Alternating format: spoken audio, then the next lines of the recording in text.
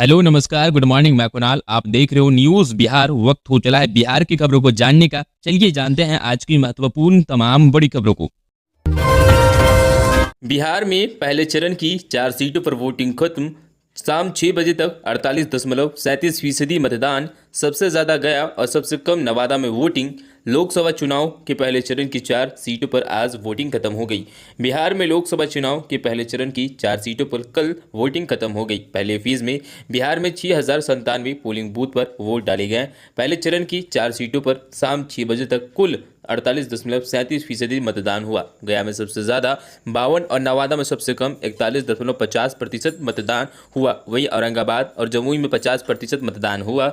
इससे पहले वर्ष 2019 की लोकसभा चुनाव में औरंगाबाद में 53.63 और गया में 56.16% मतदान हुआ। नवादा की बात करो तो 49.33 और जमुई में 55.21% मतदान हुआ था। मुख्य निर्वाचन पदाधिकारी HR श्रीनिवास ने कहा कि 2019 के लोकसभा चुनाव के मतदान की तुलना में इस बार 5% कम वोटिंग हुई है। पोलिंग के दौरान 21 बैलेट यूनिट खराब हुए। 7 मतदान केंद्र पर वोट बहिष्कार हुआ। इन केंद्रों पर 10 से कम वोट डाले गए। ADG S गंगवार ने जानकारी देते हुए बताया कि पहले फेज के लिए बिहार में मतदान शांतिपूर्ण संपन्न हुआ।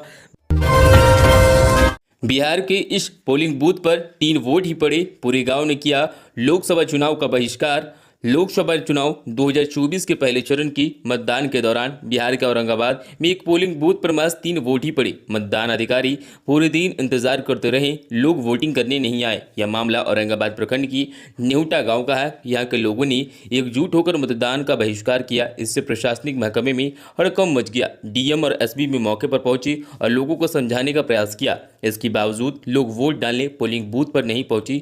जानकारी के मुताबिक औरंगाबाद की नेवटा गांव के लोग इलाका में खस्ताहाल सड़क एवं पेयजल की समस्या को लेकर नेताओं और अफसरों से नाराज हैं। उन्होंने पूर्व में ही मतदान बहिष्कार की चेतावनी दी थी, मगर जिम्मेदारों ने कोई सूद नहीं ली। शुक्रवार को मतदान के दिन गांव वालों ने वोटिंग से पल्ला झाड़कर अपना विरोध जारी किया।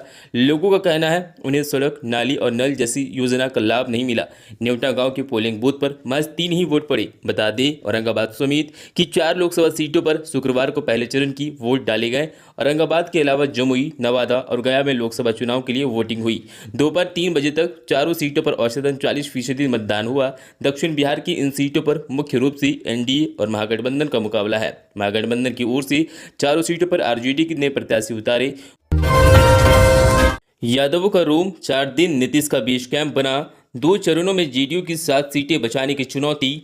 बिहार के मुख्यमंत्री नीतीश कुमार अगले 4 दिन राजधानी पटना से दूर मधेपुरा को बेस कैंप बनाकर JDU और NDA के उम्मीदवारों के लिए लोकसभा चुनाव का प्रचार करेंगे। यादवों का रोम के नाम से मशहूर मधेपुरा के आसपास सीमांचल की ज़्यादातर सीटों पर दूसरे चरण में मतदान है, जबकि मधेपुरा समेत अररिया, सुपौल में तीसरे चरण में वोटिंग होगी। JDU को इस बार 16 सीटें मिली है। 2019 में उसके इतने ही सांसद जीते थे। दूसरे और तीसरे चरण की 10 सीटों में 7 पर JDU के सांसद हैं। नीतीश के सामने ये सारी सीटें बचाने की चुनौती बनी हुई है। JDU ने दूसरे चरण की सीटों में पूर्णिया से संतोष कुशवाहा, कटिहार से दुलाल चंद गोस्वामी, भागलपुर से अजय मंडल, बांका से गिरिधारी यादव और किशनगंज से मुजाहिद आलम को टिकट दिया है। मुजाहिद के अलावा सारे मौजूदा सांसद हैं। किशनगंज सीट 2019 में कांग्रेस के मोहम्मद जावेद ने जीती थी, जो बिहार के विपक्ष के इकलौते सांसद थे। तीसरे चरण में मधेपुरा, सुपौल और शाजापुर JDU की सिटिंग सीट है, जबकि अररिया में भाजपा और खगड़िया में लोजपा के सांसद जीते थे। JDU ने मधेपुरा से दिनेश चंद्र यादव, सुपौल से दिलेश्वर कामत और शाजापुर से रामप्रीत मंडल को फिर से उतारा है। तीनों मौजूदा सांसद हैं। नीतीश कुमार शुक्रवार को मधेपुरा पहुंच गए। अगले 4 दिनों तक मुख्यमंत्री रात्रि में विश्राम मधेपुरा में ही करेंगे। यहां से वो अलग अलग क्षेत्रों में लोकसभा के प्रचार के लिए जाएंगे। अगले 3 से 4 दिन इन जिलों में बरपेगा गर्मी का कहर। हीट वेव का अलर्ट। बिहार में मौसम में बदलाव के दौर के बीच अब हीट वेव ने जोर पकड़ लिया है। आपदा प्रबंधन विभाग व स्वास्थ्य विभाग ने लोगों को अपना ध्यान रखने की सलाह दी है और गर्मी से बचने का उपाय करने की सलाह भी दी है। वही मौसम विभाग भी लगातार अपने पूर्वानुमान लगा रहा है और लोगों से मौसम को लेकर आगाह कर रहा है। पटना मौसम विज्ञान केंद्र ने बिहार के लोगों के लिए आगामी 23 अप्रैल तक मौसम पूर्वानुमान को लेकर जानकारी साझा की है। इसके तहत बिहार के 8 जिलों में भीषण गर्मी पकड़ने वाली है और यहाँ पर हीट वेव का प्रभाव प्रबल रहेगा। मौसम विभाग ने जो अलर्ट जारी किया है इसके अनुसार आगामी 23 अप्रैल तक बिहार के 8 जिलों में हीट वेव रहेगा और लू का प्रभाव पड़ेगा। ये जिले गोपालगंज, सीवान, बक्सर, कैमूर, गया, नवादा, शेखपुरा, लखीसराय और जमुई है। वहीं बिहार के 22 जिलों में हीट वेव यानी गर्म दिवस की स्थिति रहने की संभावना जताई गई है। यहाँ अलर्ट 20 अप्रैल तक के लिए है। मौसम विभाग के अनुसार जिन जिलों में 20 अप्रैल तक गर्म दिवस या हीट वेव की स्थिति बनी रहेगी वे गोपालगंज, सीवान, बक्सर, भोजपुर, कैमूर, रोहतास, औरंगाबाद, अरवल, पटना, जहानाबाद, गया, नालंदा, शेखपुरा, नवादा, बेगूसराय, लखीसराय, जमुई, बांका, मुंगेर, खगड़िया और भागलपुर। वही 16 जिलों में मौसम सामान्य रहने की बात कही गई है।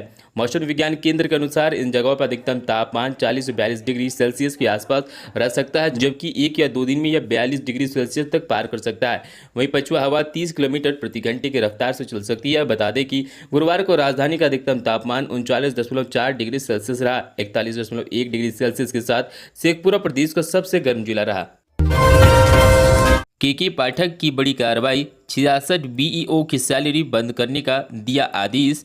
शिक्षा विभाग के अपर मुख्य सचिव के पाठक ने राज्य की 25 जिलों की 66 शिक्षा पदाधिकारियों बीईओ का वेतन भुगतान बंद करने का आदेश दिया है। इसको लेकर विभाग ने संबंधित जिला शिक्षा पदाधिकारियों को शुक्रवार को पत्र भेजा है। विभाग ने कहा है तत्काल इनका वेतन बंद करते हुए स्पष्टीकरण पूछे कि कमांड एंड कंट्रोल सेंटर पर फोन ये क्यों नहीं रिसीव करते। इन्हें बार बार फोन करने पर भी ये पदाधिकारी से बात नहीं करते। शिक्षा विभाग ने कहा कि कमांड एंड कंट्रोल सेंटर में आई शिकायतों के संबंध में फोन कर प्रखंड शिक्षा पदाधिकारियों से जानकारी ली जाती है। इसी क्रम में कई पदाधिकारी फोन ही नहीं उठाते, यह खेदजनक है। विभाग ने कहा है कि अगर पहले इनका वेतन बंद हो तो इनके विरुद्ध आरोपी पत्र गठित करें। अगले से पहले से कोई निलंबित या आरोपित पत्र गठित हो तो पूरक आरोपित पत्र गठित करते हुए कठोर कार्रवाई की अनुशंसा करें।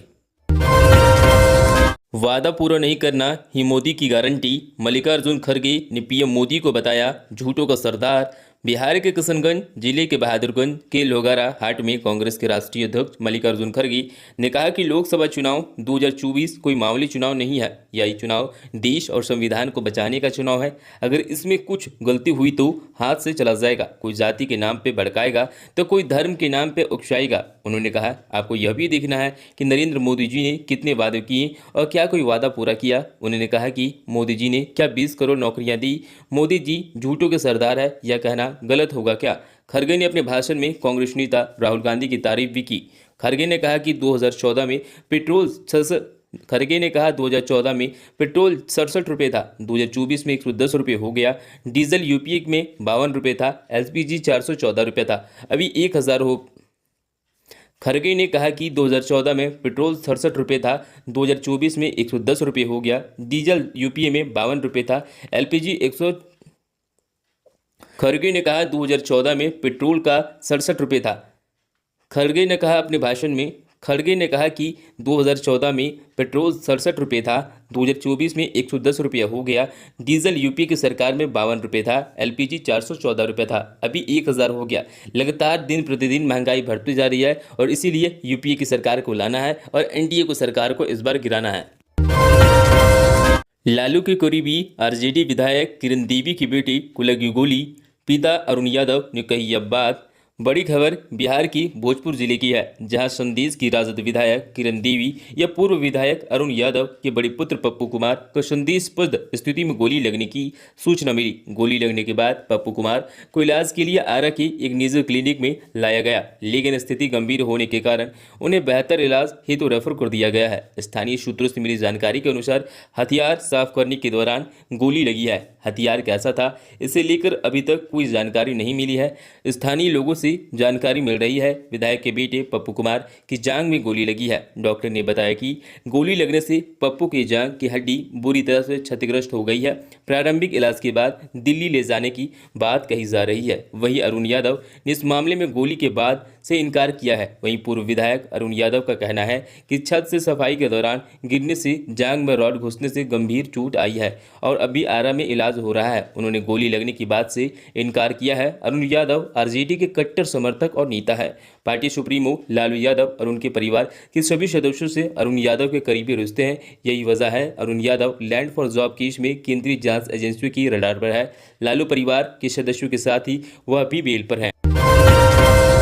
औरंगाबाद में गर्मी के कारण पोलिंग अफसर की नाक से आया खून, तबीयत बिगड़ी। बिहार के कई जिलों में तापमान 40 डिग्री के पार पहुंच गया है। लोकतंत्र के पर्व में शामिल होने के लिए लोगों को भीषण गर्मी का सामना करना पड़ रहा है। बिहार के औरंगाबाद में बूथ संख्या 184 पर चुनावी ड्यूटी कर रहे पोलिंग अफसर पर भयंकर गर्मी का असर हुआ। पोलिंग नंबर 1 की जिम्मेवारी निभा रहे गोपाल राम की नाक से अचानक ब्लीडिंग होने लगी।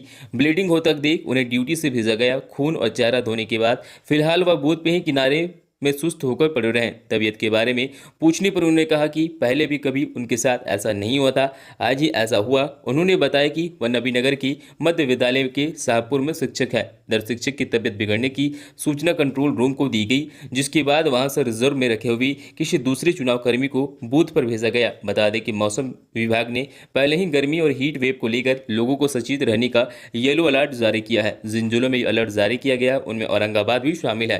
हालांकि गर्मी को देखते हुए प्रशासन की ओर से मतदान केंद्रों पर जरूरी सुविधाएं मुहैया कराई गई हैं। बिहार स्कूल शिक्षक भर्ती परीक्षा की नई तारीख जारी, देखिए एडमिट कार्ड डाउनलोड करने का डायरेक्ट लिंक।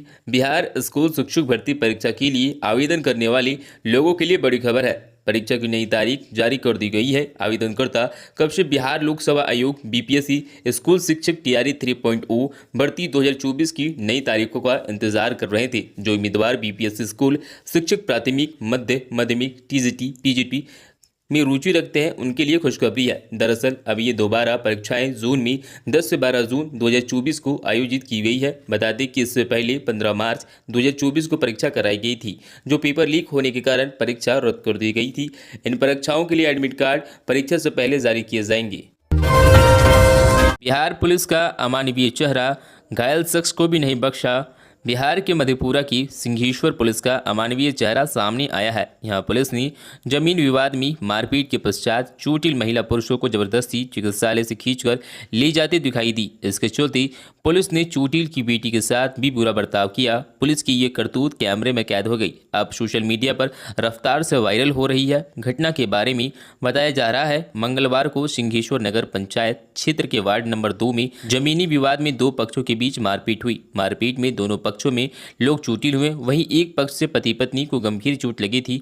पति पत्नी चिकित्सालय पहुंची तो उनकी स्थिति गंभीर देखते हुए उन्हें मेडिकल कॉलेज रेफर कर दिया गया। इधर पुलिस को जब मारपीट की खबर हुई तो सिंघेश्वर थाने की पुलिस दल बल के साथ चिकित्सालय पहुंची तथा वहां से इलाजरत पीड़ित पति पत्नी एवं उनकी बेटी को बलपूर्वक उठाकर ले जाने लगी।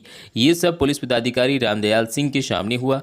पुलिस की इस करतूत से लोगों ने वीडियो बना ली। एक लड़का जब वीडियो बना रहा था तब पुलिस ने उसे धमकाया भी। लोगों के विरोध के पश्चात चोटिल पति पत्नी को उपचार के लिए मेडिकल कॉलेज ले जाया गया। इसकी घटना का वीडियो सामने आने के पश्चात जिम्मेवार पुलिस के पदाधिकारी कुछ भी बोलने से परहेज कर रहे हैं। मामले में सिंघेश्वर थाना अध्यक्ष वीरेंद्र राम ने कहा है कि मैंने वायरल वीडियो नहीं देखा, इसलिए इस घटना के बारे में मुझे खबर नहीं है। वीरेंद्र राम ने कहा कि वीडियो को देखने के पश्चात ही वह इसके बारे में कुछ बोल सकते हैं।